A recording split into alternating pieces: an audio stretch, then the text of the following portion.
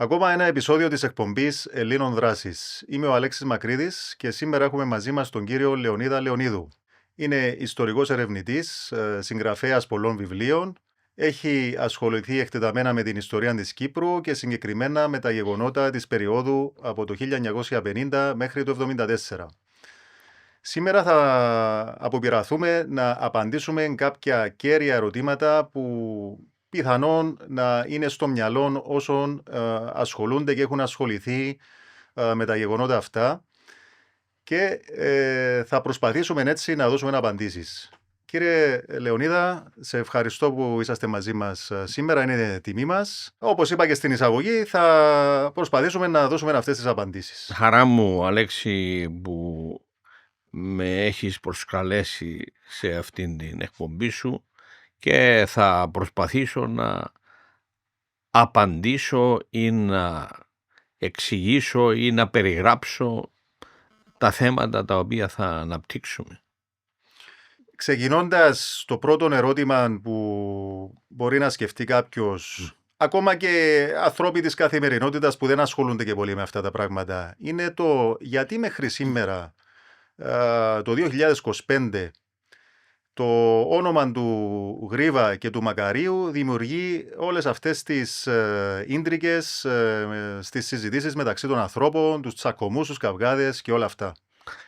Διότι και οι δύο είναι δύο προσωπικότητες οι οποίοι έχουν καθορίσει την ιστορική πορεία αυτού του τόπου από την δεκαετία του 1950. Και επομένως οι θέσεις και αποφάσεις τους έχουν επιδράσει καθοριστικά στην πορεία αυτού του λαού στις εξελίξεις της νεότερης κυπριακής ιστορίας. Και επομένως είναι δύο προσωπικότητες οι οποίες άγγιξαν το κάθε σπίτι, την κάθε οικογένεια με τις αποφάσεις, τις πράξεις και με την όλη διαχείριση αυτού του θέματος που λέγεται κυπριακό ζήτημα. Μάλιστα. Βλέπουμε όμως και μία, έτσι να το ονομάσουμε, πρόσωπολατρία. Ακόμα και στις νεότερες γενιές που δεν τους έχουν ζήσει αυτούς τους, ούτε έχουν ζήσει τον Μακάριο, ούτε έζησαν τον Γρίβα. Όμως βλέπουμε αυτές τις συμπεριφορές που παραπέμπουν σε πρόσωπολατρία. Αυτό που πιστεύετε ότι οφείλεται, μήπως είναι και ίσως στην έλλειψη γνώσεων ή της επαρκούς πληροφόρησης επί του θέματος αυτού? Ο Μακάριος, ο Αρχιεπίσκοπος Μακάριος, εκκληρονόμησε μία παρακαταθήκη αιώνων, διότι αυτός ο τόπος αυτός ο λαός είχε και έχει ελληνική καταγωγή. Μετέπειτα ο λαός αυτός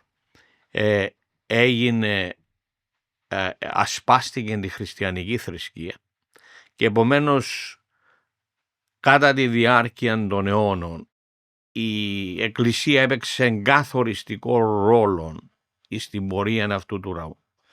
Και οι εκάστοτε αρχιεπίσκοποι ήταν και οι ηγέτες αυτοί του λαού που τον καθοδηγούσαν το τι στις αποφάσεις του και στην ιστορική του πορεία. Επομένως ο Αρχιεπίσκοπος Μακάριος από το 50 όταν είχε εκλεγεί ως Αρχιεπίσκοπος επομίστηκε μαζί με τη Χλαμίδα, επομίστηκε και εκείνη την πίστη που είχαν οι γενιές μέχρι τότε, ότι ο Αρχιεπίσκοπος τον οθούσε, τον καθοδηγούσε προς τις σωστές κατευθύνσεις με τη βοήθεια του Θεού. Έχοντας αυτή λοιπόν την παρακαταθήκη και την κληρονομιά, προχώρησε και ως αρχηγός κράτους και ο απλοϊκός κόσμος δεν μπορούσε να ξεχωρίσει τα δύο. Δηλαδή τα δύο ήταν συνδεδεμένα εκάστοτε, παρόλο ότι υπήρξε διαφοροποίηση από το 60 και μετέπειτα. Από το 60 και μετέπειτα η πολιτική πλευρά πλέον της ηγεσίας αλλάζει καθοριστικά. Ο Διγενής ο στρατηγός Γρίβας μπαίνει μέσα στο DNA του κυπριακού λαού με τον απελευθερωτικό αγώνα της ΕΟΚ, τον οποίο κάθε σπίτι, κάθε οικογένεια, κάθε άτομο εκείνης της περίοδου είχε άμεσα εμπλακεί και από τον οποίο είχε επηρεαστεί ολόκληρος ο πληθυσμός, από τα παιδάκια, από τα νήπια μέχρι τους γέροντες. Επομένως και οι δύο, ο μεν ένας το είχε κληρονομήσει, ο δε άλλος το εκέρδισε λόγω εκείνης της καθοριστικής ηγεσίας του, ανεπανάληψης για την ιστορία του λαού ή στον απελευθερωτικό εκείνον αγώνα. Άρα ο Γρήβας το έχτισε και μέσα από τον απελευθερωτικό αγώνα, αλλά και στην προηγούμενη του συμμετοχή κατά τη διάρκεια του Δευτέρου Παγκοσμίου Πολέμου στην Ελλάδα, στο αλβανικό μέτωπο, με δική του μάλιστα επιμονή για να πάει, και στην Μικρασιατική καταστροφή. Αυτά τα αναφέρω διότι πολλές φορές νιώθω εγώ προσωπικά, που είμαι και εγώ ένας από αυτούς που ψάχνω να μάθω περισσότερα για τα γεγονότα και την ιστορία, ότι τα ξεχνά αυτά πολλοί κόσμος για τον Γρήβα, ότι πέρασε τη ζωή του στα πεδία της μάχης, και ότι κατά τη διάρκεια του αγώνα της ΕΟΚΑ ήταν ήδη σε μια ηλικία που πολλοί άλλοι θα βρίσκονταν στον καναπέ, στο σαλόνι τους και θα απολάμβαναν τη σύνταξη τους, για παράδειγμα. Όλα αυτά που είπετε είναι σωστά, αλλά δεν θα ήταν γνωστός όπως έγινε γνωστός στον κυπριακό χώρο, παρόλη την προσφορά του στη Μικρασιατική εκστρατεία, παρόλη την προσφορά του στο ελληνικό στράτευμα στο Δεύτερο Παγκόσμιο Πόλεμο και μετά με την οργάνωση Χ, δεν θα ήταν τόσο γνωστός εάν δεν ανελάβανε την ηγεσία του απελευθερωτικού εκείνου αγώνα της ΕΟΚ. Μάλιστα. Γιατί όμως σήμερα κατηγορείται ο Γρήβας για ένα πραξικόπημα το οποίο δεν έκανε ο ίδιος, και σε αυτό θα ήθελα να συμπληρώσω ότι η δικαιολογία στο που χρησιμοποιούν αυτοί που τον κατηγορούν είναι ότι υπήρχαν σχέδια πραξικοπήματος από την ΕΟΚΑΒ και γι' αυτό στην ουσία ήταν η υπέτη του πραξικοπήματος που ακολούθησε, παρόλο που ο Γρήβας είχε απεβιώσει το Γενάρη του 1974. Για να φτάσουμε στην απάντηση είναι αυτά, αφήνουμε ένα μεγάλο κενό, διότι ολόκληρος ο λαός και η υπόθεση της Ένωσης με την Ελλάδα, το σύνθημα αυτό, αρχίζει από όταν ο Καποδίστριας, ο πρώτος κυβερνήτης της Ελλάδας, ρωτήθηκε ποια είναι τα σύνορα του ελληνικού κράτους.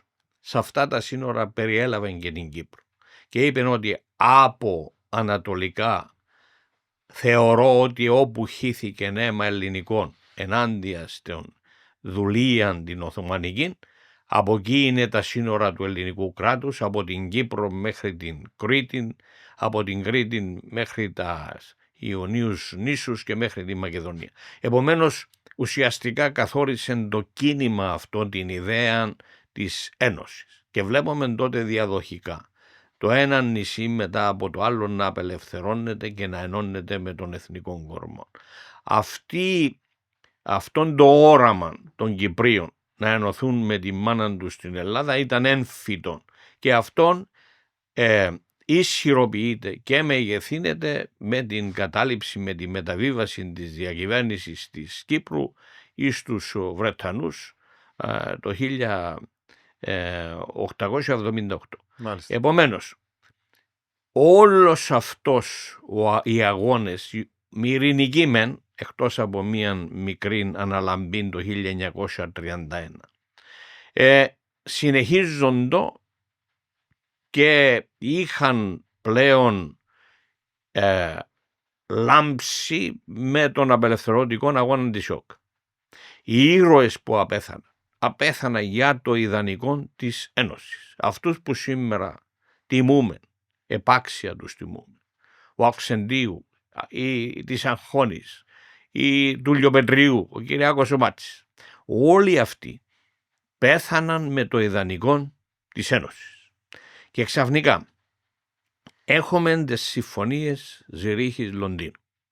Από το 1956 τα Χριστούγεννα ο Μακάριος που ήταν ο πολιτικός ηγέτης μετατοπίζει σταδιακά των στόχων του αγώνα, που ήταν αυτοδιάθεση ένωση, προς ένα στόχο ακαθόριστο που λεγόταν ανεξαρτησία, που η λέξη αυτή δεν υπήρχε στο λεξιλόγιο του Κυπριακού λαού. Και βλέπουμε την πρώτη ρογμή να εμφανίζεται μέσα στα θεμέλια του Κυπριακού λαού με την υπογραφή των συμφωνιών Ζηρίχης Λονδίνου, που δημιούργησε ένα κράτος το οποίο ήταν μη δημοκρατικό, έναν κράτος εξαρτώμενο από ξένες δυνάμεις, και το οποίο δυστυχώς ο Μακάριος το επούλησε ως μία νίκη, ενώ ήταν μία ουσιαστική ήττα, διότι η πλειοψηφία αυτού του λαού, η οποία 10 χρόνια προηγουμένως, το 50, εψήφισε με 95-97% ένωση με την Ελλάδα, έρχεται τώρα να προσυπογράψει, και επειδή είχε τόση πίστη και εμπιστοσύνη στον πολιτικό ηγέτη, εδέχθη έναν καθεστώς μη δημοκρατικών, μη λειτουργήσιμων και πλήρως εξαρτώμενο, το οποίο έφερε των τουρκικών στρατών να έχει βάση στην Κύπρο, διότι το στρατόπεδο τους ήταν βάση, το οποίο έδωσε τεράστιες εκτάσεις εις τον κατακτητή, δηλαδή τους Βρετανούς, και εμφανίζεται αυτόν πλέον ως ο νέος στόχος. Και εκείνοι οι οποίοι παρέμεναν πιστοί σε αυτόν το ιδανικό της ενώσεως των προπάπων και των προγόνων, για το οποίο οι ήρωες θυσιάστηκαν, εκείνοι πλέον θεωρούνται ότι είχαν μια ανίατη ασθένεια και έπρεπε να αποκλειστούν από τους καρπούς και τα κέρδη και τα ωφελήματα του νέου Κυπριακού κράτους. Οπότε αντιλαμβάνεστε τότε, εδώ έρχεται η ρήξη στις συνειδήσεις τις εθνικές των Κυπρίων.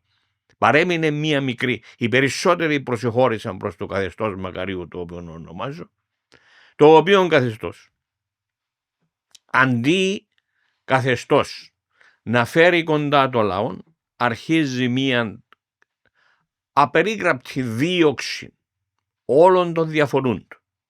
Δηλαδή εκείνοι που παρέμεναν πιστοί στο ιδανικό της αυτοδιάθεσης και της ένωσης των προγόνων μας, εκείνοι δεν είχαν πλέον δικαίωμα ζωής σε αυτόν τον τόπο. Και αρχίζουν οι πολιτικές δολοφονίες, αρχίζουν οι απαγωγές και ξυλοδαρμοί δημοσιογράφων κλπ.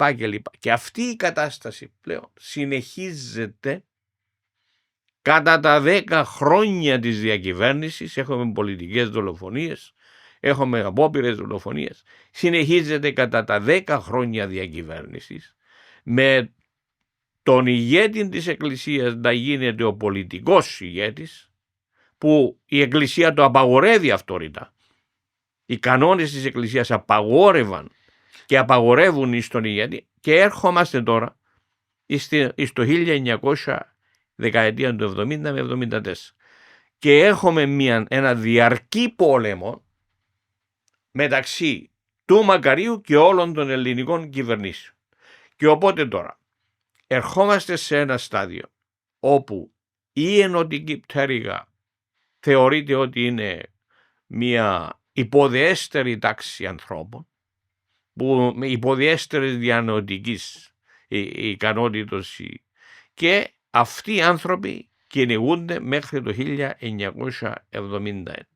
Το δε Κυπριακό πάει από κακό σε χειρότερο, διότι οι πολιτικές αποφάσεις του ηγέτη ήταν εντελώς εσφαλμένες και λαθασμένες, και έχουμε πληθώρα τέτοιο, και καταλήγουμε εκεί ότι ο Γρήβας ήρθε εδώ με τη συγκατάθεση του Μακαρίου, διότι ο Μακάριος κινδύνευε, είναι ένα άλλο κεφάλαιο, μπορούμε να το κουβεντιάσουμε αυτό. Για το 71 Για 71. Μάλιστα. Και από εκεί και πέρα πεθαίνει 6 μήνες πριν από το πραξικόπημα. Το πραξικόπημα, το οποίο το έκαμε, η εγκέφαλη του πραξικόπηματος ήταν η Χούντα των Αθηνών. Ήταν ο Ιωαννίδης μαζί με τον Πονάνο. Η ΟΚΑΒ όταν έκαμε το πραξικόπημα, ο Ιωαννίδης και ο Μπονάνος, ήταν διαλυμένοι. Ο Γρήβας ήταν 6 μήνες πεθαμένος κάτω από το χώμα, Οι δε περισσότεροι από τους άλλους δεν είχε πλέον διαλυθεί, δεν είχε νεσί.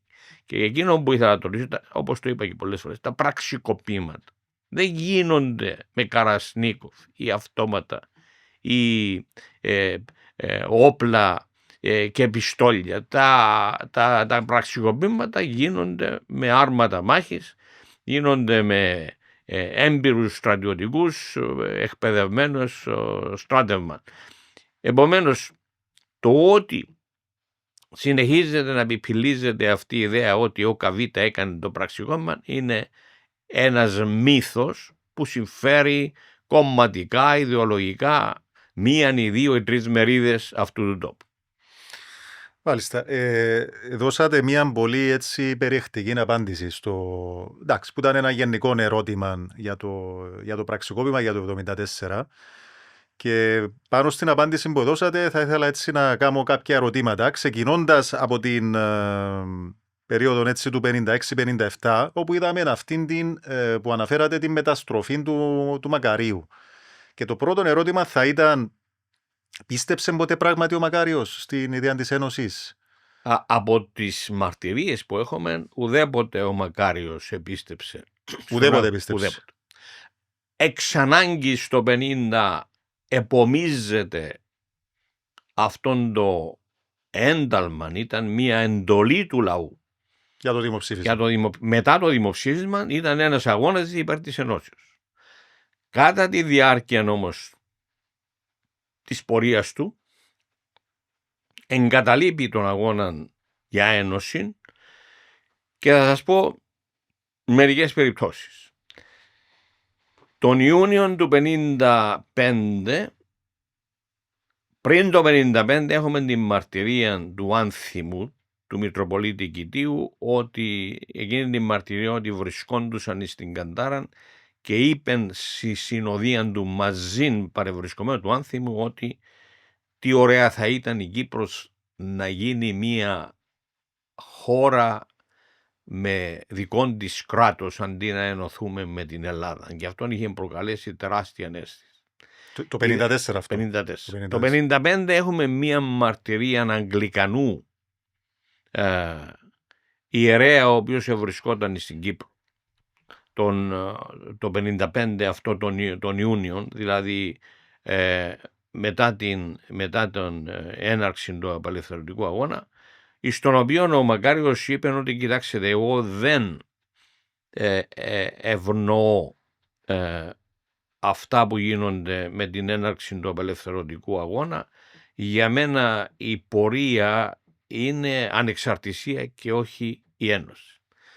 Το 1955 το Δεκέμβριο έχω δημοσιεύσει τελευταία έναν έγγραφο από τα αμερικανικά αρχεία που διαμήνεσαι στον Αμερικανών πρόξενων εδώ πέρα ότι στόχος μου δεν είναι η ένωση και διαχωρίζει τη θέση του από τον αγώνα της ΕΟΚΑ. Στόχος μου δεν είναι η ένωση αλλά η ανεξαρτησία, και επομένως αυτό να το μεταβάσετε στους Άγγλους και να τους πείτε, αλλά στο δε διάκονο προηγουμένως που είχα αναφέρει των Αγγλικανών είχε μπει ότι δεν μπορώ να πω κάτι τέτοιο διότι θα κινδυνεύσει η ζωή μου αν πω κάτι τέτοιο σε εκείνη την περίοδο, και σωστά σκεφτόταν. Μάλιστα. Έχουμε λοιπόν μετά στις Σεϊχέλες, όταν πήγεν ο Τορναρίτης και ο γραμματέας του Ράτκλιφ, ο Ράτκλιφ ήταν ένας συνταγματολόγος ο οποίος έκανε και το σύνταγμα των Ινδιών τότε, όταν έφυγαν οι Βρετανοί εγκατέλειψαν τις Ινδίες. Ο οποίος είχε προτείνει και το γνωστό σχέδιο, το Ράτκλιφ. Ο Ράτκλιφ λοιπόν το 1956 ετοιμάζει έναν σύνταγμα, μια πρόταση συντάγματος που ουσιαστικά είχε και μια προτινόμενη λύση, και στέλνει το γραμματέα του, τον Πίερσον, μαζί με τον Κρήτονα Τορναρίτη που ήταν στο Λονδίνο τότε, και βρίσκουν τον Μακάριον, έκατσε μαζί του 3-4 εβδομάδες στις Σεϊχέλες και συζητούν τότε βασικά. Του εξήγησαν τι ήταν το Σύνταγμα και του εισηγούνται και του προτείνουν να εγκαταλείψει, να διαχωρίσει τη θέση του από την ΕΟΚΑ και το επαναστατικό κίνημα και να προχωρήσει σε κάποια άλλη κατεύθυνση. Και αυτή η κατεύθυνση ήταν η ανεξαρτησία. Μάλιστα. Γι' αυτό ήταν και μετά από 3 μήνες, τον Μάρτιο του 1957, τους αφήνουν ελεύθερους τους 4 από την Σέγγελες και εγκαθίστανται στην Αθήνα. Εκεί λοιπόν αρχίζει τις πρώτες δημόσιες δηλώσεις του υπέρ της ανεξαρτησίας. Και συνεχίζει τις δηλώσεις αυτές όταν πήγαινε στην Αμερική, συνεχίζει τις δηλώσεις αυτές και το 1958 με τη συνάντηση με την Μπάρμπαρα Κάσο. Το 1959, όταν ο Καραμανλής είχε την πρώτη συνάντηση στη Γενέβη μαζί με τον Τούρκο Πρωθυπουργό, τότε το θέμα που συζητούσαν λύση του Κυπριακού ήταν η ανεξαρτησία προτινόμενη από τον Μακάριο. Οι δε Βρετανοί ονομάζουν το σχέδιο ανεξαρτησίας του Μακαρίου. Θα παρατηρήσω και κάτι άλλο που δεν το ξέρουν πολλοί. Οι Βρετανοί ήταν ενάντια στο σχέδιο ανεξαρτησίας του Μακαρίου αρχικά. Δυσκολεύομαι να το πιστέψω αυτό. Βέβαια, ήταν ενάντια, διότι δεν ήθελαν να αφήσουν την απικία τους. Και το ονομάζουν το Μακάριος Πλάν. Και έρχεται το Μακάριος Πλάν. Ήταν σχέδιο που είχε συντάξει ο ίδιος ο Μακάριος. Όχι, αλλά πρότεινε ανεξαρτησία. Και οι Εγγλέζοι, έχοντας υπόψη τι ήταν ανεξαρτησία, ήθελαν να την κατακόψουν την ανεξαρτησία και να μας παρουσιάσουν ένα κατασκεύασμα, το οποίο δεν ήταν ένα ανεξάρτητο κράτος. Αλλά έρχομαι τώρα και λέω ότι ο Μενδυγενής, όταν ο Αβέροφ του στέλνει περιγραφικά, επιγραμματικά τι ήταν το σχέδιο που πρότεινε ο Μακάριος τότε, αυτόν το σχέδιο ανεξαρτησίας, τους είπε αυτό είναι ένα τερατούργημα. Δεν μπορεί η πλειοψηφία να διοικείται και να ελέγχεται από μία μειοψηφία του κυπριακού λαού. Και αυτό λέει, αυτό περιέχει, τους λέει, κινδύνους, τρομερούς κινδύνους. Επομένως, όταν ο Καραμανλής έρχεται πίσω τον Φεβρουάριο του 1959 από τη Ζηρίχη και είχε συμφωνήσει αυτόν το σκελετόν του σχεδίου, ο Μακάριος πανηγυρίζει. Ο Μακάριος κάνει δηλώσεις ότι και έχει ότι ο Μακάριος είχε συνάντηση με τον Καραμανλή πρωτού πάει στην Ζηρίχη και μετά που ήρθε από τη Ζηρίχη και πανηγυρίζει για το νέο επιτυχία του τη Ζηρίχη. Όταν δεν πάει στο Λονδίνο και άρχισε να αντιλαμβάνεται πλέον το βάρος της ευθύνης, διότι η Ζηρίχη απέκλειε την Ένωση, στην οποία είχε ενορκιστεί ο Μακάριος 3 φορές. Επομένως αρχίζει να έχει τύψεις συνειδήσεως. Φέρνει τους Τούρκους πίσω. Τεράστιες εκτάσεις στους Βρετανούς ως βάση. Έχει το Τούρκος το δικαίωμα του βέτο. Αυτά όλα είναι τρομερά ώστε να παρουσιάσεις μια λύση στον λαό σου που ζητούσαν ελευθερία και αυτοδιάθεση και ένωση, να παρουσιάσεις αυτήν την κοροβή λύση ως ανεξαρτησία. Επομένως, αλλά μετά, όταν γίνεται πρόεδρος της Κυπριακής Δημοκρατίας, εμφανίζεται η ευκαιρία του Αυγούστου του 1964, στην οποία οι Αμερικανοί αποφάσισαν πλέον να δώσουν στον Παπανδρέου και στον Μακάριο ουσιαστικά την ευκαιρία να κηρύξουν την Ένωση. Και εκεί ο Μακάριος την τορπιλίζει. Ήταν η μόνη ευκαιρία που είχαμε μετά τα τελευταία χρόνια της ιστορίας μας. Θα ήθελα να επανέλθουμε στο 1964. Επομένως, για να ανακεφαλαιώσω τώρα, ναι.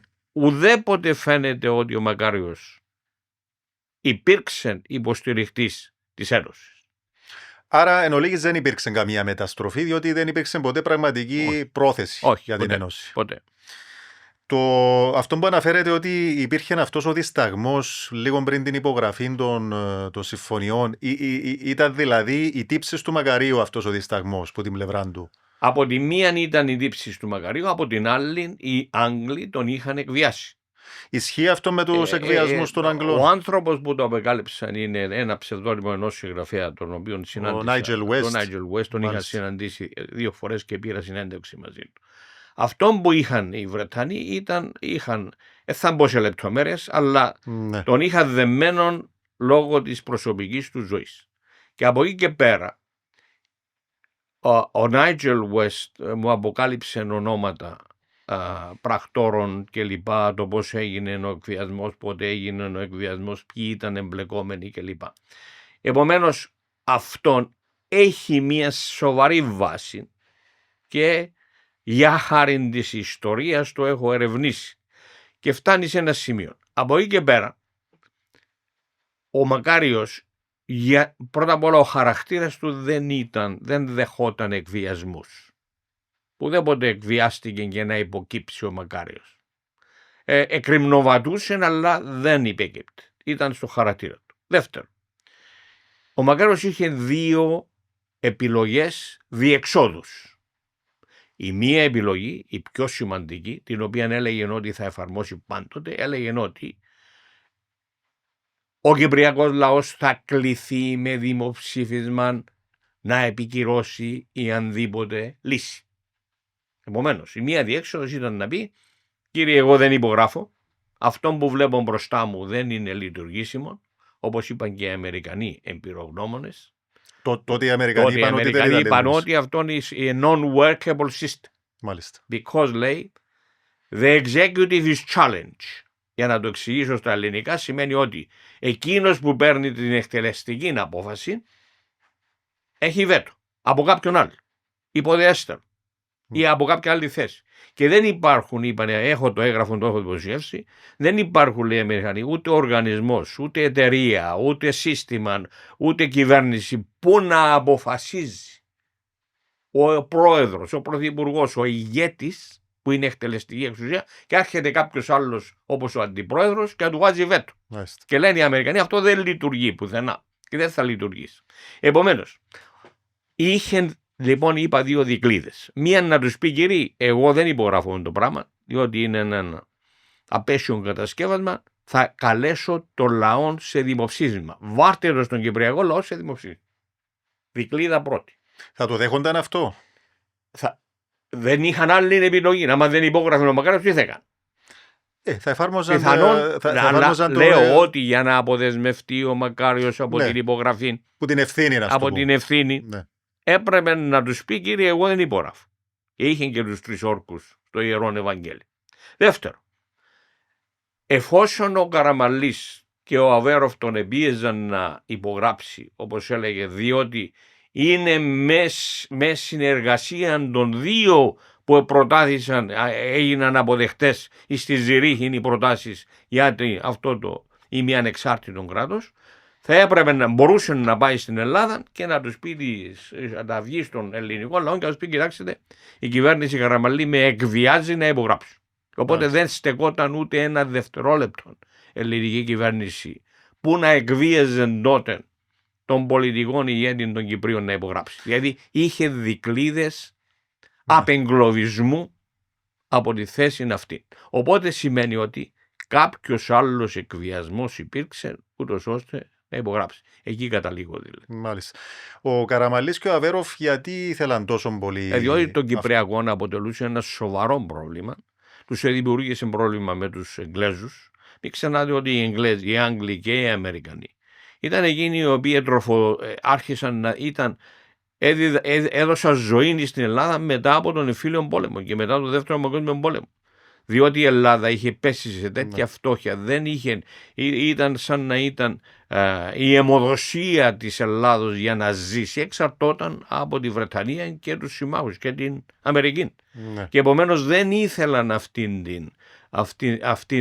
αυτόν το πρόβλημα το οποίο αντιμετωπίζει ως μέγα εμπόδιο για την πρόοδο του ελληνικού λαού προς καλύτερες μέρες. Και βεβαίως ήταν και ο τρόπος που βγήκε στην εξουσία ο Καραμανλής με τις υποσχέσεις που έδωσε στους Άγγλους σε σχέση με την ένωση της Κύπρου με την Ελλάδα. Θα επανέλθω επίσης στο κομμάτι για την αντίδραση του Γρίβα όσον αφορά το σχέδιο αυτών της ανεξαρτησίας με πολλά εισαγωγικά της Κύπρου. Η αντίδραση του ήταν αρνητική βεβαίως. Ασφάλως. Έκανε όμως κάποιες ενέργειες ο Γρίβας για να το αποτρέψει αυτό?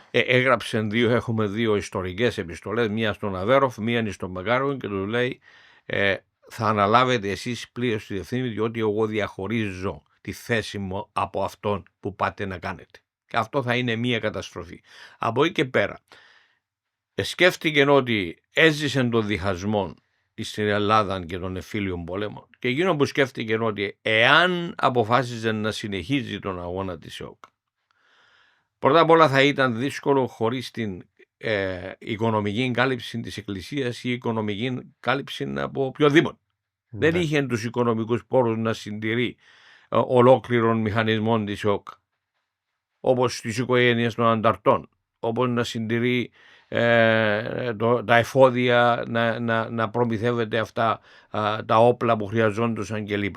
Επομένως η θέση του ως προς τον ανταρτοπόλεμο και το απελευθερωτήμα δυσκόλευε και χειροτέρευε, θα ήταν πολύ δύσκολη. Και δεύτερον, θα υπήρχαν άνθρωποι οι οποίοι θα έλεγαν εμείς θα προχωρήσουμε με την πρόταση και τη λύση Μακαρίου. Επομένως υπήρχε μια τρομερή διάσπαση στην ΕΟΚΑ και στον Κυπριακό λαό. Στον Κυπριακό λαό, ναι. Διότι μέχρι τότε ο Κυπριακός λαός ολόκληρος είχε αγκαλιάσει το κίνημα της ΕΟΚΑ. Άρα θεωρείτε πως θα ήταν πολύ δύσκολο να συνεχιστεί ο αγώνας της ΕΟΚΑ? Θα ήταν πάρα πολύ και θα προκαλούσε τρομερές επιπτώσεις ως προς την ομόνοια του λαού. Ναι. Όμως ας πούμε ότι δεν συνεχιζόταν ο αγώνας, αλλά αν προσπαθούσε ο Γρίβας, γνωρίζω πως είναι ένα υποθετικό ερώτημα, αλλά με κάποιον τρόπο να αποτρέψει τον Μακάριον από την υπογραφή αυτών των συμφωνιών. Δεν είχε την δυνατότητα, διότι η επικοινωνία τους ήταν μόνο γραπτά και μέσω του Μητροπολίτη Κητίου του Άνθιμου, Μάλιστα. ο οποίος δεν είχε και μεγάλες επαφές. Ο Γρίβας, απομονωμένος σε μία τρύπα για 33 μήνες, δεν είχε τη δυνατότητα να συναντήσει προσωπικά τον Μακάριον και να του αναπτύξει τις διάφορες αντιδράσεις του. Ήταν όλα μέσω γραπτών μηνυμάτων και περιορισμένων λόγω του ότι η αλληλογραφία ήταν πολύ δύσκολη τότε. Μάλιστα. Άρα συμπερασματικά μπορούμε να πούμε ότι υπήρξε μια προδοτική στάση προς τον αγώνα της ΕΟΚΑ εκ μέρους του Μακαρίου. Κοίταξε, τη λέξη προδοτική εγώ δεν τη χρησιμοποιώ πάρα πολλά, ούτε Όχι. και η λέξη προδοσία. Δηλαδή Μάλιστα. υπήρξε ένας διαχωρισμός θέσεων, διαχωρισμός εγκατάλειψη του αρχικού στόχου. Τα κίνητρα ακόμα δεν τα ξέρουμε. Δεν τα έχουμε μάθει πλήρως τα κίνητρα. Γιατί να εγκαταλειφθεί ο στόχος αυτός? Πολλοί αναφέρονται στο σχέδιο Μακμίλα για διχοτόμηση, αλλά έχουμε έγγραφα και στοιχεία του πρώην κυβερνήτη του Χάρτη που λέει η διχοτόμηση είναι μια απάνθρωπη λύση για την Κύπρο και δεν μπορεί να εφαρμοστεί εκτός από μαζική αιματοχυσία. Έχουμε και τον ίδιο τον Υπουργό Απικιών μετά την υπογραφή των συμφωνιών που δηλώνει ότι σε ερώτηση του Ανέου Μπίβαν, ενός αριστερού βουλευτή, και του λέει μα αν ήταν τούτα που ήταν να δώσετε στους Κυπρίους, γιατί δεν το κάνεις που τον Απρίλιο να γλιτώσεις την αιματοχυσία και έκαμε στο μετά από τόσα χρόνια? Γιατί δεν τους το έδωκες τότε, λέει του, αφού ελάχιστα τους έχεις δώσει? Και του λέει τότε, και γιατί, λέει του, έκανετε απειλές για διχοτόμηση? Και του λέει τότε ο Λένοξ Πόιτ ότι it was a bluff. Ήταν μία μπλοφ. Αυτά έχουμε από τα χείλη Υπουργού Απικιών, ότι το σχέδιο Μακμίλα για διχοτόμηση ήταν μία μπλοφ. Και ο Γρίβας είχε λάβει τα μέτρα ούτως ώστε να μην μπορεί να εφαρμοστεί.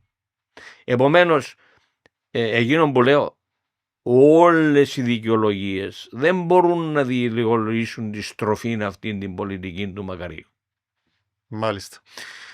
Αν πάμε λίγο αργότερα στο 1963, που ήταν και η πρόταση του Μακαρίου για τροποποίηση του συντάγματος στα 13 σημεία κτλ.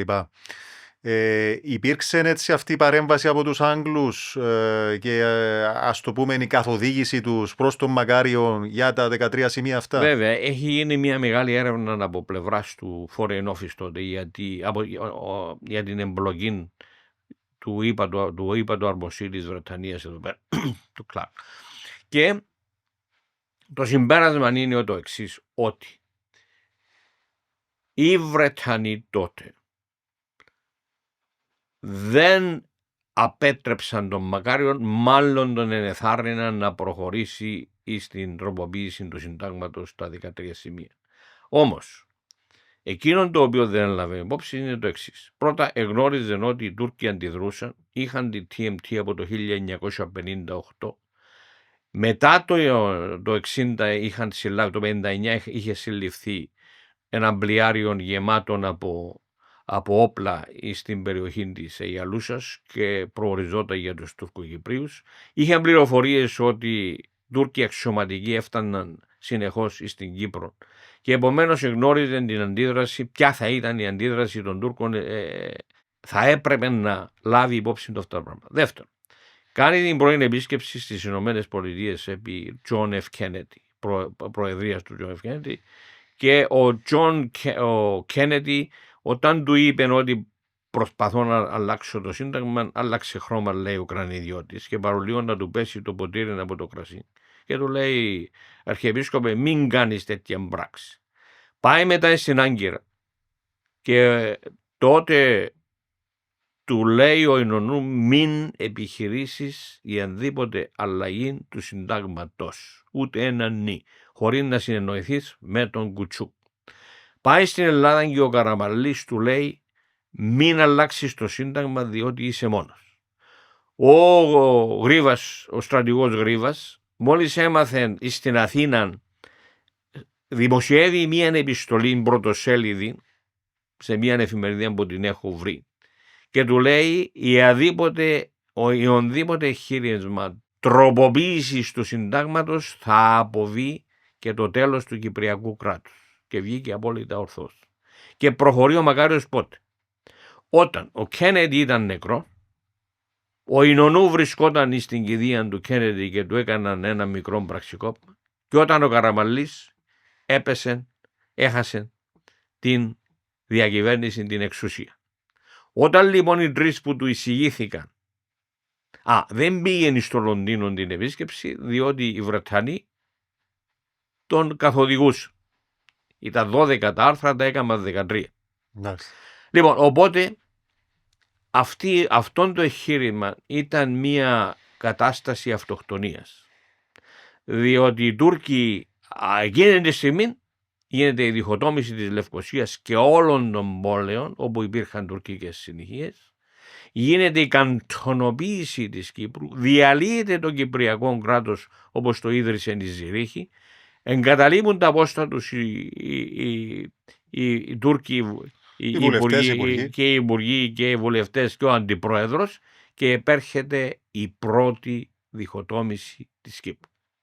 Επομένως αυτή ήταν πιστεύω μια πράξη καταστροφική, διότι θα μπορούσαν με συνομιλίες και άλλα, ας μην ξεχνούμε ότι τα πρώτα 2 χρόνια η Τουρκία βοηθούσε στη στήριξη του Κυπριακού κράτους το 1-1,5 χρόνο. Ήταν μετά που άλλαξε αυτή την πολιτική. Επομένως ήταν μια καταστροφική απόφαση και ενέργεια παρά τις παρενέσεις των ανθρώπων που κινούσαν τα νήματα τότε. Με βάση τα όσα μας είπετε, και για να δούμε και λίγο την αγγλική προσέγγιση των πραγμάτων, δηλαδή που τη μια ήταν μπλόφα το Μακμίλαν για τη διχοτόμηση, αλλά μήπως ήταν και η Ζηρίχη μπλόφα των Άγγλων. Άρα να πάρουν τις βάσεις τους, να ανεξαρτητοποιηθεί η Κύπρος, να πάρουν τις βάσεις τους οι Άγγλοι, και μετά στην πορεία θα προέβαιναν και στην διχοτόμηση με βάση το πόσο το είχαν οραματιστεί προηγουμένως. Ασφαλώς τα σχέδια των Βρετανών ήταν ότι δεν ήταν τόσο πολύ, όπως λένε τα έγγραφα, η στρατηγική σημασία της Κύπρου από στρατιωτικής πλευράς. Διότι στο δεύτερο παγκόσμιο πόλεμο ούτε για χερσαίες δυνάμεις, ούτε για ναυτικές δυνάμεις, ούτε για αεροπορικές δυνάμεις χρησιμοποιήθηκε η Κύπρος. Δεν χρησιμοποιήθηκε καθόλου. Ούτε και λιμάνια είχε που να μπορούσαν να προσφέρουν τέτοιες υπηρεσίες. Από το Σουέζ ήταν 250 μίλια μακριά και με τα αεροπλάνα τότε που είχαν στη διάθεσή τους δεν εξυπηρετούσαν αυτούς τους σκοπούς. Όμως, τι ήταν? Είχαμε μια άκραν συντηρητική κυβέρνηση τότε, η οποία δεν ήθελε να φανεί ότι εγκαταλείπει τις απικίες τους. Είχαν τις φιλοδοξίες της μεγάλης αυτοκρατορίας. έβλεπαν τη μία μετά την άλλη να τους κλωτσούν από τις απικίες. Και η Κύπρος ήταν ένα νησί που μπορούσαν να παίξουν το παιχνίδι. Αλλά εν πάση περιπτώσει, για να πετύχουν αυτό που ήθελα, δηλαδή ήθελαν να παραμείνει, να μην φανεί ότι εγκαταλείπουν την Κύπρο. Γι' αυτό λοιπόν έστησαν αυτήν την αντίσταση όσον αφορά να δώσουν το δικαίωμα της αυτοδιάθεσης. Επίσης, για να πετύχουν την παραμονή τους εδώ, είχαν υποκινήσει τους Τούρκους και τους έφεραν μέσα στο παιχνίδι το Σεπτέμβριο του 1955 με την διάσκεψη αυτήν του, την τριμερή του Λονδίνου. Και φέρνουν λοιπόν τους Τούρκους στο παιχνίδι και από την άλλη όλες τους οι κινήσεις ήταν ότι εμείς θα διατηρήσουμε ένα αριθμό, ένα τμήμα της Κύπρου ως βάσης, γιατί δεν ξέρουμε μελλοντικά τι θα γίνει και που μελλοντικά τους εξυπηρέτησαν με τη Μέση Ανατολή όταν είχαν τα μέσα. Επομένως η Βρετανία ήταν εκείνη που δεν ήθελε να αποδώσει στους Κυπρίους το δικαίωμα της αυτοδιάθεσης και χρησιμοποίησε και διπλωματικά μέσα και παρακινήσεις της Τουρκίας και όλα τα μέσα που είχε στη διάθεσή της, και ήταν μια τρομερή αυτοκρατορία, για να μας μην αποδώσει το δικαίωμα της αυτοδιάθεσης που θα κατέληγε τότε στην Ένωση. Μάλιστα.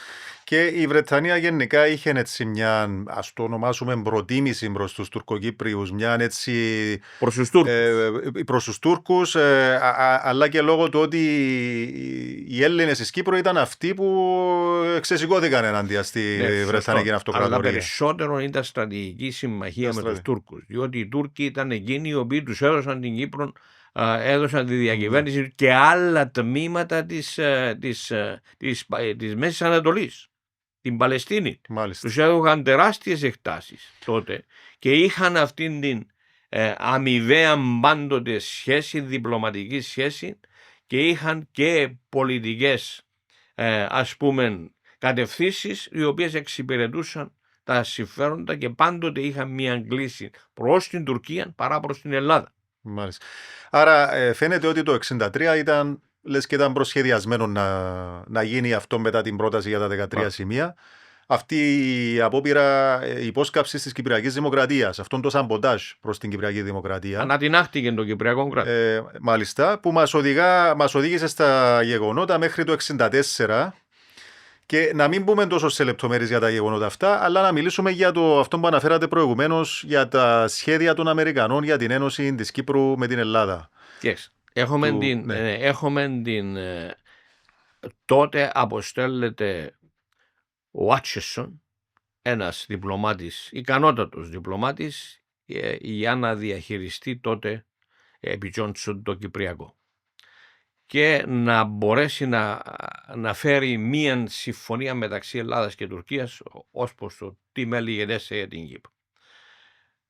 Αλλά λόγω του ότι δημιουργήθηκε αυτή η κατάσταση και λόγω του ότι έγιναν οι επιχειρήσεις στα κόκκινα κλπ.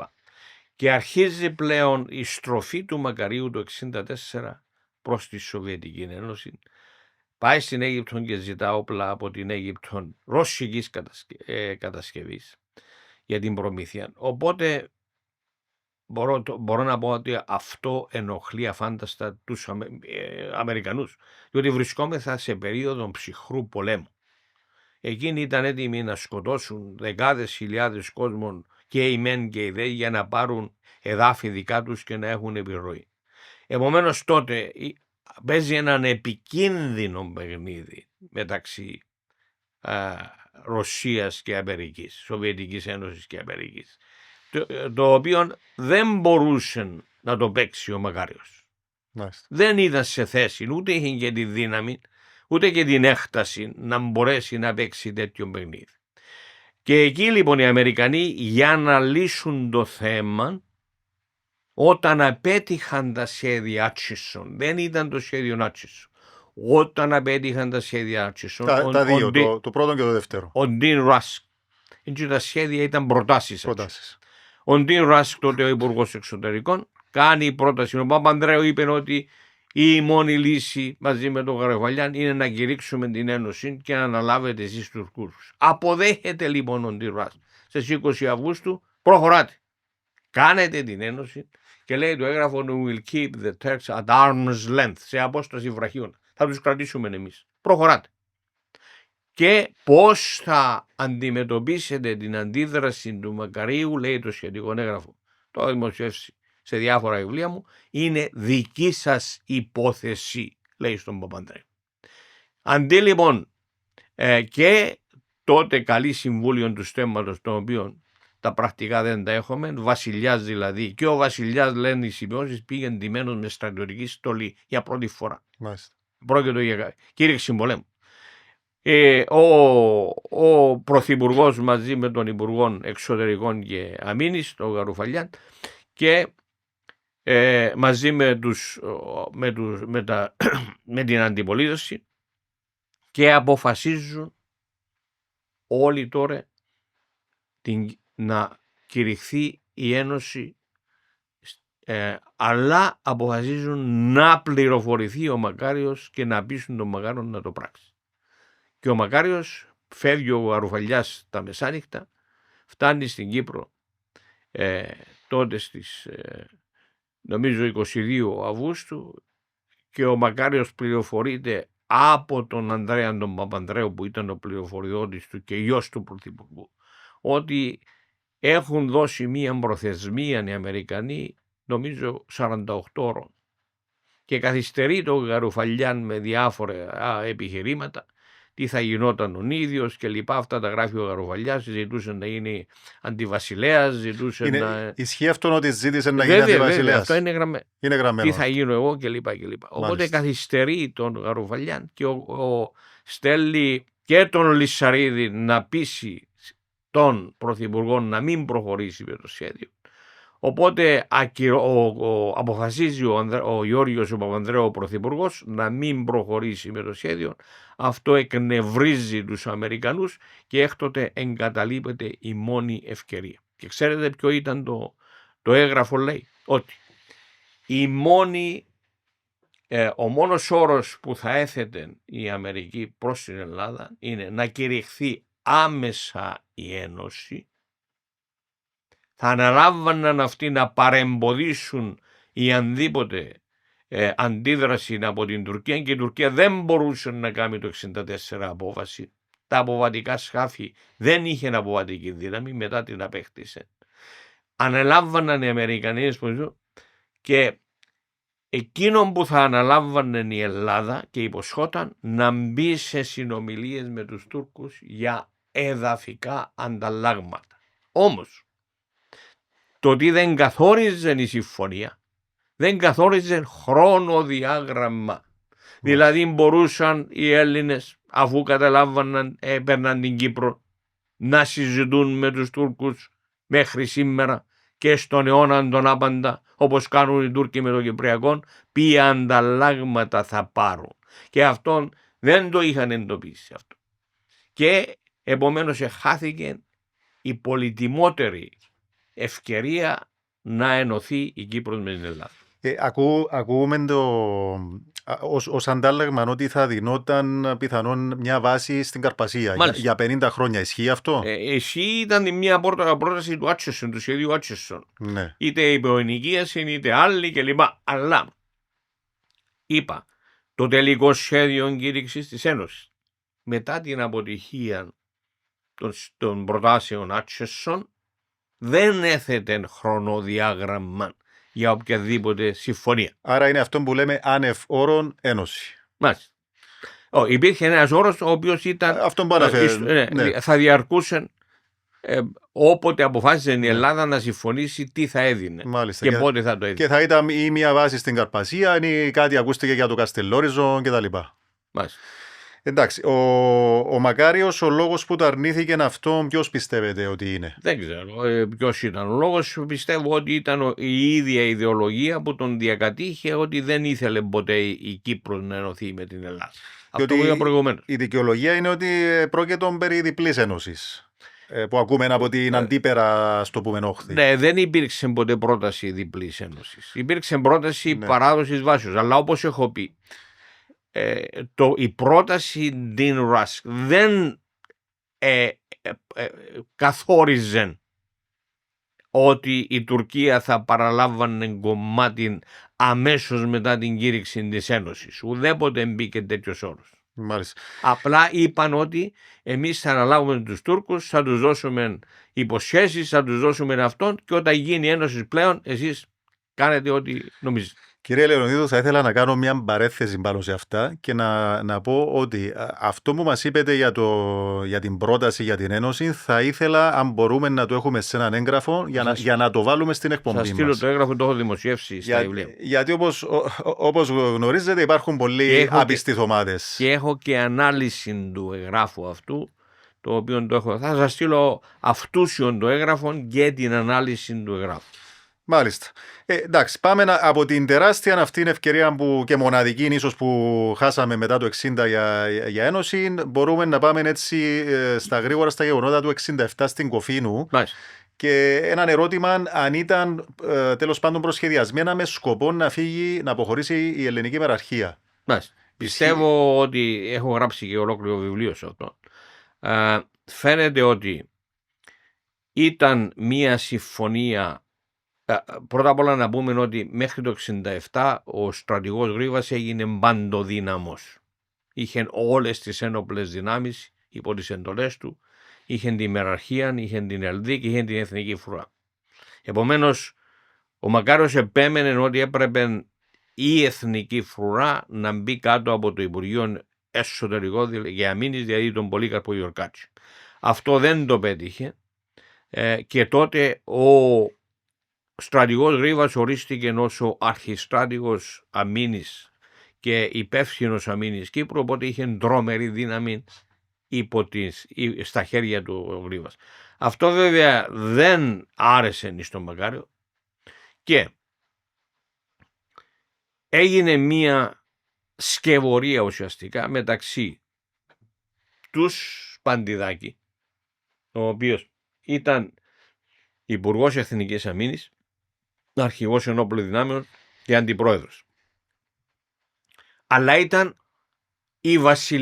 ήταν από τους βασιλικούς της Χούντας, διότι είχαμε τους συνταγματάρχες και εκείνοι που στήριζαν τον βασιλιά ήταν οι στρατηγοί. Και ο Σπαντιδάκης ήταν εκείνος που στήριζε τον βασιλιά τότε Κωνσταντίνο. Σε συνεννόηση με τον Μακάριο, γιατί ήρθε εδώ, όλα έγιναν αυτά τον Οκτώβρη και Νιόβρη του 1967. Σε συνεννόηση λοιπόν με τον Μακάριον αποφασίστηκε ότι θα γινόταν μία επιχείρηση στην Κοφίνου, γιατί η Κοφίνου αποτελούσε ένα νέο θύλακα. Όμως ο στρατηγός Γρίβας είχε τότε είχε βάλει μια ομάδα αξιωματικών και εξουδετέρωσαν τον Τούρκων διοικητή. Είχε βάλει τον Μιχάλη τον Καλογερόπουλο, γνωστόν ως Γιάκον, μαζί με μια άλλη, και εξουδετέρωσαν τον Τούρκων διοικητή της περιοχής Κοφίνου Αγίου Θεοδόρου. Από εκείνη τη στιγμή,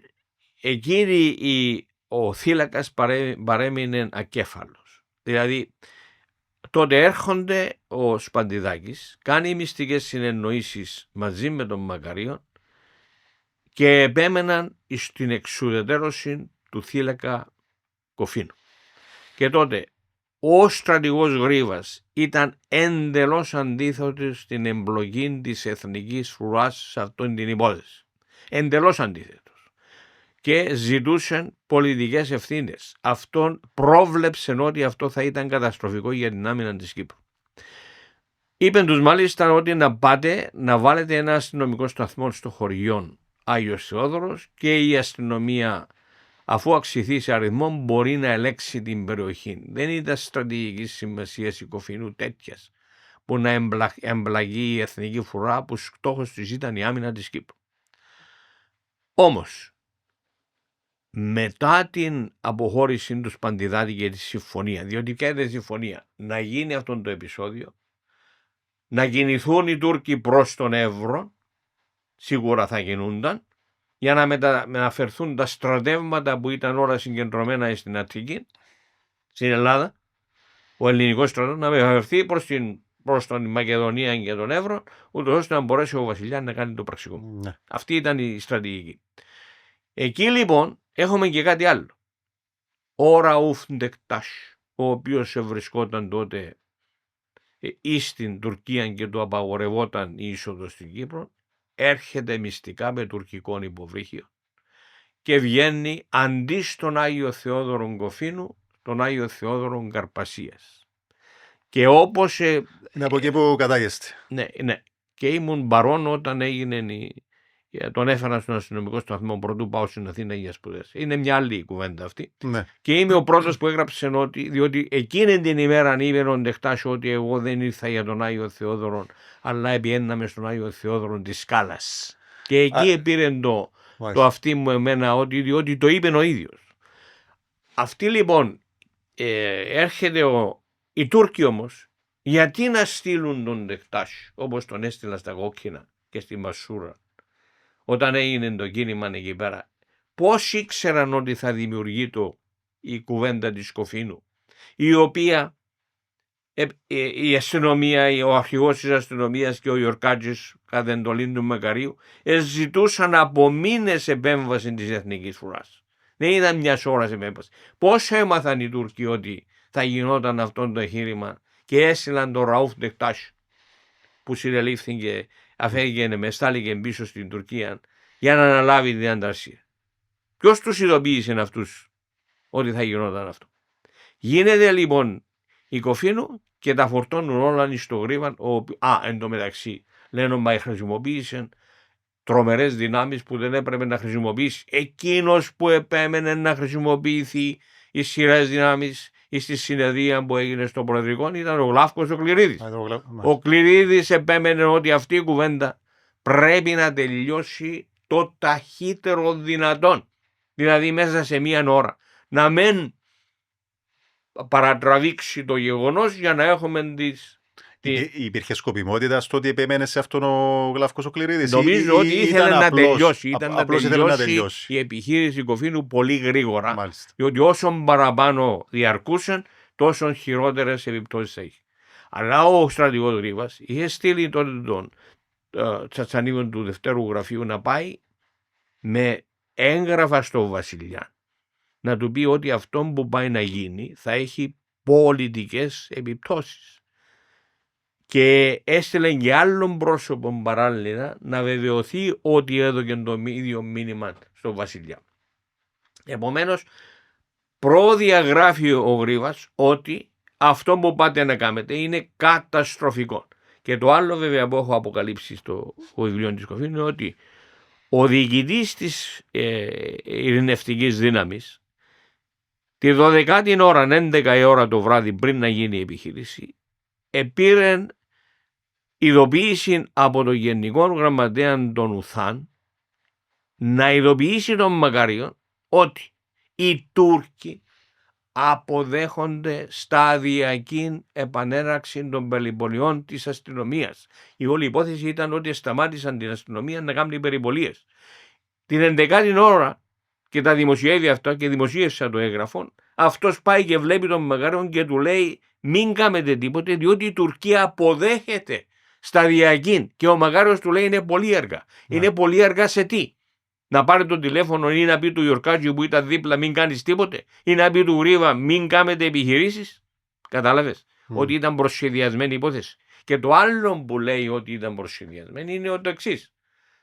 Μερικές μέρες μετά, δηλαδή στις 13 του Δεκέμβρη, εκείνο που δεν έκαμε ο βασιλιάς στις 13 του Νιόβρη, επιχειρεί να το κάνει στις 13 του Δεκέμβρη, δηλαδή πραξικόπημα, για να ρίψει τους συνταγματάρχες. Όλα αυτά λοιπόν δείχνουν ότι υπήρξε μία σκευωρία από την οποία ωφελήθηκε ο Μακάριος διότι είχε απαλλαγή από την μεραρχία και τον Γρήβα, ωφελήθηκαν οι Εγγλέζοι ή οι Τούρκοι διότι κατέρευσαν πλέον και οι Αμερικανοί δεν ήθελαν πλέον επεισόδια. Οι Αμερικανοί μας είχαν εγκαταλείψει πλέον. Όταν το 1964 μας έδωσαν την Ένωση και δεν την εδεχτεί, την εκλωτσίσαμε. Ο Μακάριος την εκλωτσίσει. Οι Αμερικανοί πλέον άρχισαν να αποτραβιούνται από το παιχνίδι και μπαίνει πιο ενεργά η Βρετανία. Έχουμε λοιπόν μια εγκατάσταση. Οι δε Ρώσοι πανηγυρίζουν διότι η Ένωση που είχε γίνει το 1967 ουσιαστικά η Ένωση με την έλευση αυτά παραδέχεται ο Ντεχτάς στην μαρτυρία του και τα μέσα μαζικής ενημέρωσης του Τουρκία λέει ότι η Ένωση έχει επιτευχθεί. Επομένως εκεί όχι μόνον απομακρύνεται πάντελος η Ένωση, φεύγει η μεραρχία, φεύγει, εκδιώκεται και ο Γρίβας από την Κύπρο. Τι γίνεται τότε? Καταρρέει η άμυνα της Κύπρου εντελώς. Η Κύπρος πλέον έπεσε το 1967 με την Κοφίνου. Το 1974 πλέον ήταν θέμα χρόνου πότε θα καταλάβαναν οι Τούρκοι το κομμάτι που ήθελαν να καταλάβουν. Διότι η Κύπρος παρέμεινε έναν άφραγο αμπέλι.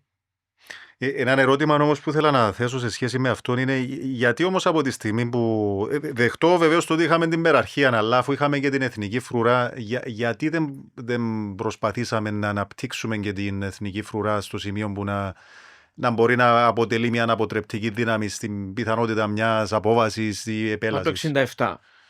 Το 1967 η Κύπρος ήταν απόρθητον κάστρο.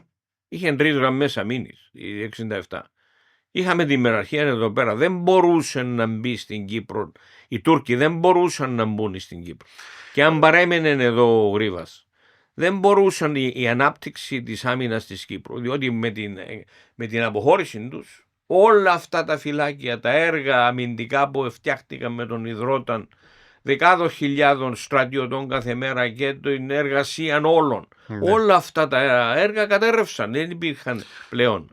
Ο λόγος που το ρωτώ είναι επειδή άκουσα και μια θεωρία από κάποιον τέλος πάντων ιστορικών ερευνητή, όχι ενώ κομματικής τέλος πάντων προελευσής, ότι τέλος πάντων η ελληνική μεραρχία ήταν σαν ένας παράγοντας που δεν επέτρεψε στην ανάπτυξη της εθνικής φρουράς, τέλος πάντων στην ανεξαρτητοποίηση της εθνικής φρουράς στο σημείο που να είναι από μόνη της αποτρεπτική δύναμη.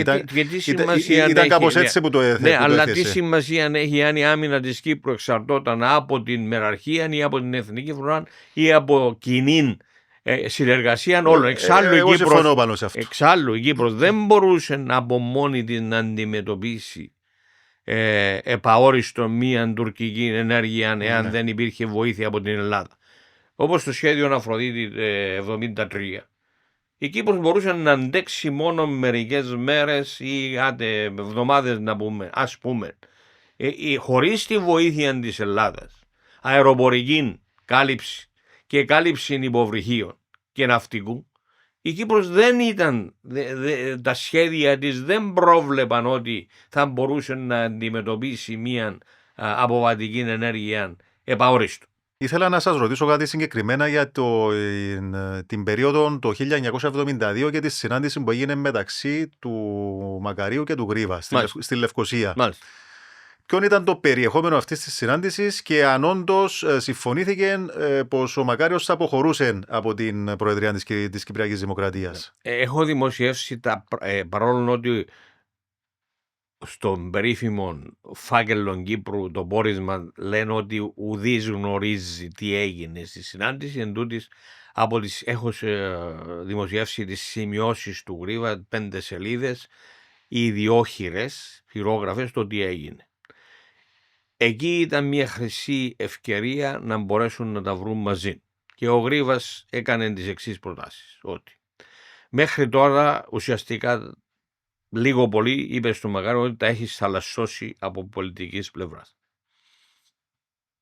Και για να βγούμε από αυτόν τον θαλάσσωμα που έχουμε, που έχει οδηγηθεί το Κυπριακό, πρώτον, πρέπει να ξεφύγουμε από αυτά που βρισκόμαστε σήμερα. Και για να ξεφύγουμε πρέπει εσύ ο ίδιος που είσαι το κόκκινο μπανίν των δυτικών να αποχωρήσεις, να βρεις κάποιον της εμπιστοσύνης σου και της εμπιστοσύνης μου μαζί, να τον καθοδηγήσουμε, διότι τότε μόνο ο Κυπριακός λαός μπορεί να απαλλαγεί από αυτόν τον μπλέξιμο που τον έχετε βάλει. Ο νέος πρόεδρος θα πει, κύριοι, εμείς ουδέποτε ρωτηθήκαμε σαν λαός για τη λύση του Κυπριακού, έχει επευληθεί από τη Ζηρίχη χωρίς δημοψήφισμα και ζητούμε δημοψήφισμα. Και εκεί του αναφέρει ο Γρήγορας ότι θα μπει δημοψήφισμα να αποφασίσει ο λαός τι θέλει. Και αν ο λαός αποφασίσει Α ή Β, εγώ το δέχομαι. Μάλιστα. Και του λέει, εφόσον όμως εσύ παραμένεις πρόεδρος, έχεις δημιουργήσει μια εντύπωση, τον ονόμαζαν Κάστρον της Μεσογείου, την Κύπρον Κούβαν της Μεσογείου, και επομένως εσύ θα μπορούσες να αποχωρήσεις. Και εγώ δεν θέλω τίποτα. Μόνον εκείνον το οποίο θα ζητούσα ήταν το Υπουργείο να μείνεις, ούτως ώστε να καταρτήσω την άμυνα της Κύπρου, ούτως ώστε όταν ζητήσουμε εμείς, δεν θα ζητούσε ο νέος πρόεδρος αμέσως το δημοψήφισμα. Εάν είμαστε έτοιμοι αμυντικά, τότε μπορούμε να προχωρήσουμε προς αυτήν την κατεύθυνση.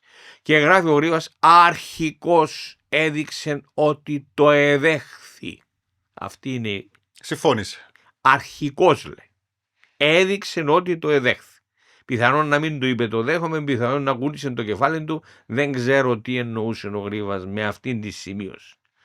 Μετέπειτα λέει όμως, όταν πήγε πίσω στα γραφεία του και είδε τους συμβούλους του και τις συμβούλες αυτές που τον συμβούλευαν, για αυτούς που τον συμβούλευαν, άλλαξε εντελώς γνώμη. Και από τότε αρχίζει πλέον η σύγκρουση των δύο.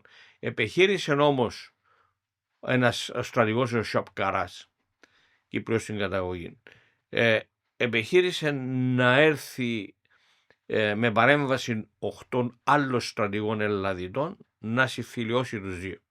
Και έπεισε τον Γρήβανο να μην επιμένει στην παρέτηση του Μακαρίου. Και πράγματι ο Γρήβας λέει στο Σαπκαράν, και έχω τα δημοσιεύσει αυτά, τον τέταρτο τόμο της βιογραφίας του Διγενή, ότι τον έπεισε ότι δεν επιμένω πλέον στην παρέτηση του Μακαρίου, εφόσον δεσμευτεί να αλλάξει πορεία. Αλλά αυτά δεν κατέληξαν σε συμφωνία και επήρθε η τελική σύγκρουση του 1973 μεταξύ των δύο. Που βασικά αυτή η συνάντηση ήταν και η μη τήρηση τέλος πάντων του τι θα μπορούσε να έχει συμφωνηθεί, ήταν το σημείο αφετηρίας των γεγονότων μεταξύ ΟΚΒ και Μακαριακών δυνάμεων. Μπορούμε να το θέσουμε έτσι? Ναι, κοίταξε, το εφεδρικό άρχισε από το 1971 να ιδρύεται από το 1971. Ναι. Το 1972 τον Ιανουάριο γίνεται αυτή η εισαγωγή τσεχοσλοβακικών όπλων, τα οποία ενόχλησαν πάρα πολύ και την Χούντα των Αθηνών, αλλά και τον Γρήβανο, ο οποίος είχαν όλοι παντελή άγνοια, παρόλο ότι λέγεται ότι έγινε με την έγκριση του Χαραλαμπόπουλου, του αρχηγού της Εθνικής Φρουράς. Λοιπόν, και αρχίζει πλέον η ένταση εκείνες τις περιόδους, εκείνη την περίοδο, και συνεχίζει μετά. Αρχίζει πλέον η σύλληψη υπόπτων μελών της ΟΚΒ και τα βασανιστήρια τους. Ως ανταπόδοση αυτών δίδει εντολή Γρήβας για 4 εβδομάδες και ανατινάχθηκαν αστυνομικοί σταθμοί στους οποίους εγινόντουσαν βασανιστήρια. Άρα υπήρχε λόγος που ήταν αυτή η σταθμή. Και διέρκησε μόνον, δεν ήρθε ο Γρήβας για να αντινάζει αστυνομικούς σταθμούς, αλλά κατόπιν τρομερής πίεσης από τους τότε στρατιωτικούς διοικητές και τομεάρχες και λόγω των βασανιστήριων που υφίσταντο οι ύποπτοι μέλη της ΟΚΒ, έδωσε μία εντολή όλων των προσωπικών των σταθμών να μετακινείται, να τους βγάζουν έξω και να ανατινάζονται εκείνοι οι σταθμοί στους οποίους εινόντουσαν αυτές οι συλλήψεις. Μάλιστα. Θεωρείτε ότι είναι λάθος η δημιουργία της ΟΚΒ? Ποια είναι η άποψή σας πάνω σε αυτό? Η ίδρυση της ΟΚΒ ιδρύθηκε μετά από 11 χρόνια καταπίεσης, βασανιστήριων, εκβιασμών της ενωτικής παράταξης. Εάν το καθεστώς Μακαρίου δεν προχωρούσε σε τέτοια μέτρα, τρομερά μέτρα, ενάντια στο διαφωνούντον, ενάντια εκείνων που παρέμεναν πιστοί στο ιδανικό της Ένωσης, ουδέποτε θα καταλήγαμε στην ΕΟΚΑ Β. Διότι στόχος του Γρίβα δεν ήρθε εκεί για να κάνει πραξικόπημα. Στόχος του Γρίβα ήταν να έρθει πρώτα, και λέμε για το σχέδιο του Γρίβα, το σχέδιο Απόλλων που ήταν αυτό που όλοι διαχειρίζονται, δεν έκανε πραξικόπημα, έχει όρους και προϋποθέσεις εφαρμογής που τις έχω δημοσιεύσει. Και υπήρχαν δύο προϋποθέσεις. Μίαν, εάν επιβαλλόταν λύση ξανά στον κυπριακό λαό μετά από τις συνομιλίες που είχαν χωρίς να ερωτηθεί, και δεύτερον, εάν εκινδύνευαν οι οικογένειες και αυτοί που παρέμεναν πιστοί ως συνοδικοί θα έκαναν μάλιστα στρατιωτικό κίνημα. Ήταν αυτές οι προϋποθέσεις του σχεδίου Απόλλων που χρησιμοποιείται. Δύο προϋποθέσεις. Και επομένως, στόχος του Γρίβα ήταν να πείσει αρχικά τον Μακάριο να προχωρήσει εις μια νέα πολιτική κατεύθυνση, η οποία θα έδιδε το δικαίωμα στον κυπριακό λαό να αποφασίσει, το οποίο του είχε να αποστερηθεί. Αυτή η συνάντηση που είπαμε τον Μάρτιο του 1972, και προφανώς δεν είχε σκοπό ο ίδιος ο Γρίβας να μπει πρόεδρος της Δημοκρατίας, διότι κάποιοι λένε πως ήταν για να μπει ο ίδιος, ας πούμε, πρόεδρος. Υπάρχει μια επιστολή που του έχει αποστείλει στο τέλος αυτού του, γύρω στο Μάρτιο ή Απρίλιο του 1972, όταν έγινε η συνάντηση, και του λέει: Μακαριότατε, εάν ας μην νομιστεί ή θεωρηθεί, λέει του, ότι στην ηλικία των 74 χρόνων ήλθω στην Κύπρο για να σας πάρω την εξουσία.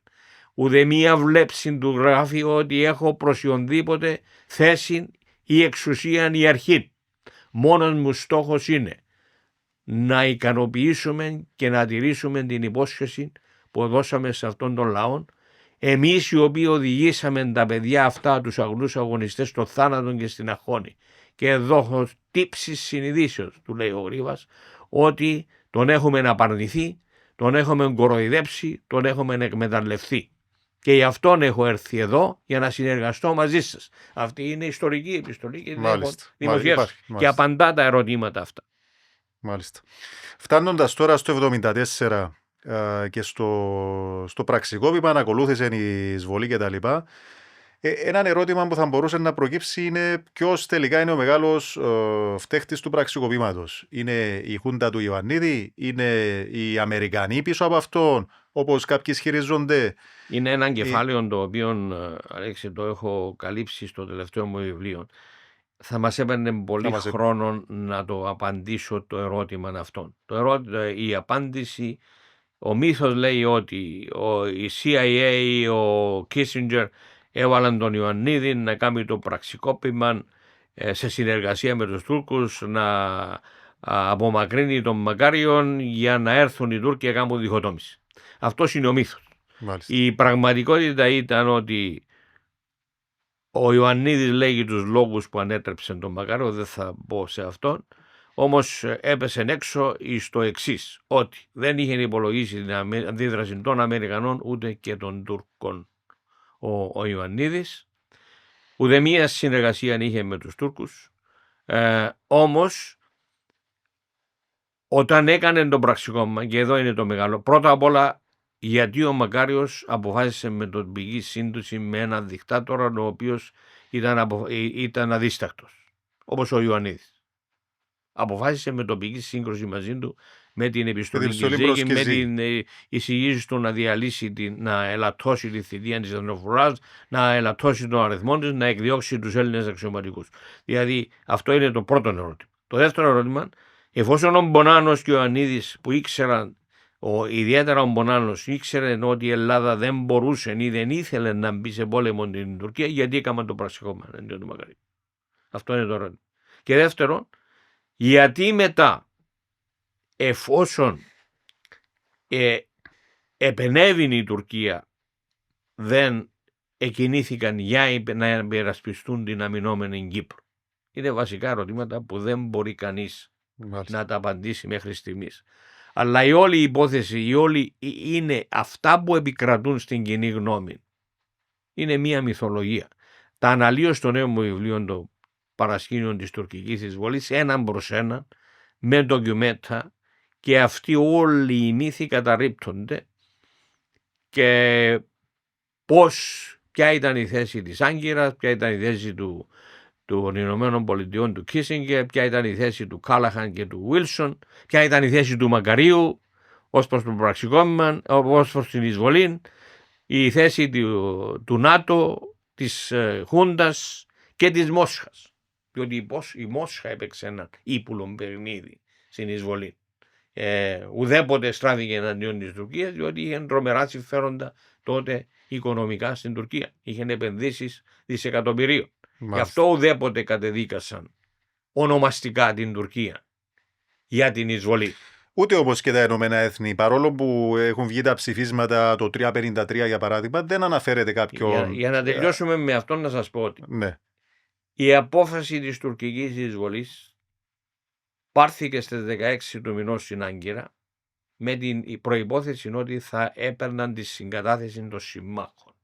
Στις 17 του μηνός ο Κάλαχαν είχε ήδη πάρει τη συμφωνία των 7 μελών της ΕΟΚ, των μελών του ΝΑΤΟ εκτός της Ελλάδος βέβαια που δεν επικοινώνησε, μαζί και της Τουρκίας και του Ετζεβίτ, τη συγκατάθεση του Μακαρίου και την επομένη τη συμφωνία του Κίσινγκερ στις 17 του μηνός με αμφιβολίες κατά πόσον ήταν καλό αυτό που θα γινόταν, μετά της Μόσχας στις 18 του μηνός και τις 19 και εκείνο που έγινε, επομένως το πράσινο φως για την εισβολή δόθηκε στις 17 του μηνός ή στο Λονδίνο. Η 17η Ιουλίου, η πιο αποφασιστική και κρίσιμη μέρα, πουθενά δεν αναφέρεται στις έρευνες που έκαναν οι διάσημοι του πορίσματος. Μάλιστα. Πουθενά. Εκεί πάρθηκε η απόφαση της εισβολής. Η ομιλία του Μακαρίου στα ΗΠΑ απλώς ενημέρωσε τους υπόλοιπους το τι εμέλει γενέσθε και έδωσε ουσιαστικά μια νομική κάλυψη στην τουρκική εισβολή. Μάλιστα. Άρα ήταν αυτή η νομική κάλυψη περισσότερο. Ναι, αλλά όλοι και αυτή η Κίνα στις 19, μέχρι τις 20 του μηνός ήταν σύμφωνοι ότι η Τουρκία θα επέμβει μόνο μερός για να επαναφέρει τον Μακάριον στην εξουσία. Μάλιστα. Αυτή ήταν το σύνθημα που δόθηκε. Και όλοι πίστεψαν το παιχνίδι το οποίο αυτόν το άθλιον και ματηρών και βάρβαρων παιχνίδι που έπαιξε η Τουρκία, που χρησιμοποιώντας το άρθρο 4 της Συμφωνίας Εγγυήσεως για να επέμβει, παραβίασε το άρθρο 4 που λέει ότι επεμβαίνεις για να επαναφέρεις το σύστημα που προβλέπουν οι συμφωνίες Ζερίχης, παραβίασε και το άρθρο 1 της συμφωνίας που λέει απαγορεύεται η διχοτόμηση του νησιού. Επομένως, χρησιμοποιώντας μισόν άρθρο της Συμφωνίας Εγγυήσεως, παραβίασε το ίδιο το άρθρο, διότι δεν επανέφερε το δημοκρατικό πολίτευμα όπως το προβλέπουν οι συμφωνίες και το άρθρο 1 που απαγορεύει τη διχοτόμηση. Αυτό ήταν το άθλιο παιχνίδι που έπαιξαν οι Τούρκοι και το δέχτηκαν όλοι. Ακριβώς. Ένα τελευταίο ερώτημα. Που φτάνουμε στο σήμερα και στο πώς λειτουργεί σήμερα η διαστρέβλωση των ιστορικών γεγονότων μέσα από και ειδικά στα μέσα κοινωνικής δικτύωσης. Γίνονται πολλά podcast και από την τηλεόραση βεβαίως. Διότι βλέπουμε να επικρατεί και αυτό που είπατε προηγουμένως, μια παραπληροφόρηση ή μη πληροφόρηση για όλα αυτά που έγιναν στην σχετικά πρόσφατη ιστορία της Κύπρου. Το ότι δίνεται το δικαίωμα σε κάποιον σαν εμένα να παρουσιάσω τα γεγονότα τα οποία πιστεύω ότι είναι πραγματικά. Το ότι τα μέσα μαζικής ενημέρωσης μετά το 1960 ήταν πλήρως ελεγχόμενα από το καθεστώς. Το ότι δεν τολμούσαν να βάλουν αντίθετες απόψεις και που διάρκεσε πέραν της μίας δεκαετίας. Το ότι τα κόμματα ελέγχουν σε μέγιστο βαθμό τα όργανα τους, ενώ τα δημοσιογραφικά τους όργανα κλπ. Είναι κάτι το οποίο θα ανέμενε κανείς ότι μετά από 50 χρόνια θα είχε πλέον εκπνεύσει. Ότι ο ελεύθερος η ελεύθερη έκφραση, ο ελεύθερος λόγος θα επικρατούσε. Ότι η πραγματική αλήθεια θα είχε εδραιωθεί σε αυτόν τον κόσμο και θα τα είχε μάθει. Όμως οι μεν ξένοι τα γνωρίζουν όλα αυτά και έγγραφα τα οποία έχουν αποδεσμευτεί για δεκαετίες στο Λονδίνο, στην Αμερική και στην ίδια την Σοβιετική Ένωση και στις άλλες χώρες του παραπετάσματος έχουν αποδεσμευτεί και στην ίδια την Άγκυρα αποδεσμεύτηκαν, κρατούνται ακόμα κλειστά ή στην Κυπριακή Βουλή, στα υπόγεια της Κυπριακής Βουλής και της Ελληνικής Βουλής. Επομένως είναι θλιβερόν αυτό το κατάντημα. Να προσπαθούν ακόμα να πουλήσουν μύθους των Κυπριακών λαών για εξυπηρέτηση των κομματικών τους ή άλλων συμφερόντων. Και αυτό είναι, το θεωρώ, εντελώς απαράδεκτο. Αλλά το κατ' εμέ εγώ θα συνεχίσω, διότι η αποκάλυψη της αλήθειας δεν είναι εκείνη που προκάλεσε τις τραγικές καταστάσεις. Είναι η απόκρυψη της αλήθειας που προκάλεσε αυτήν την αντιπαλότητα μεταξύ του λαού. Κύριε Λεωνίδα, πριν να κλείσουμε θα ήθελα πάνω σε αυτό που είπετε να πω ότι ευτυχώς που υπάρχουν ανθρώποι σαν εσάς που έχουν ερευνήσει τα γεγονότα σε τέτοιο βάθος, ώστε να μπορούμε να πούμε ότι ως έναν βαθμό ο φάκελος της Κύπρου άνοιξε από εσάς. Διότι αν περιμέναμε από τις κυβερνήσεις να μας πούν τις αλήθειες για το τι έχει συμβεί, θα περιμέναμε για άλλα 50 χρόνια. Όχι μόνο από μένα, αλλά υπάρχουν βεβαίως, και από όλους τους ερευνητές.